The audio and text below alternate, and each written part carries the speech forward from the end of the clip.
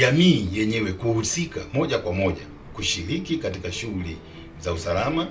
katika kubaini na kuzuia na kutanzua changamoto za kiusalama katika maeneo yao, kwamba wakati mwingine jamii inahusika moja kwa moja kwa kutoa taarifa fiche kwa jeshi la polisi ili kupata ufumbuzi wa changamoto hizo za kiusalama, lakini ushiriki moja kwa moja kwa kuwa na vikundi katika jamii ambavyo vinahusika moja kwa moja na masuala ya kuhakikisha usalama wa maeneo yao, lakini kuwa na vikundi kushiriki moja kwa moja katika kupanga, kuamua, kujua machangamoto zinazowakabili kwenye maeneo yao na namna ya kuzitatua.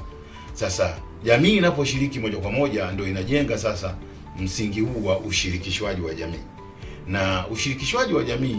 unalenga kuzuia changamoto za kiusalama kwenye maeneo au kwenye jamii, lakini pili inalenga jamii zenyewe kuhusika moja kwa moja katika kutatua matatizo ya kiusalama yanayowakabili kwenye maeneo yao, kwenye kupanga, kujadili, kuona njia sahihi za kutatua changamoto za kiusalama kwa kushirikiana na jeshi la polisi. Lakini msingi mwingine wa tatu wa ushirikishaji wa jamii ni ubia, kushirikiana katika maeneo yao, kushare rasilimali, kushare mawazo, kubadilishana taarifa ili kufikia lengo la pamoja la kuhakikisha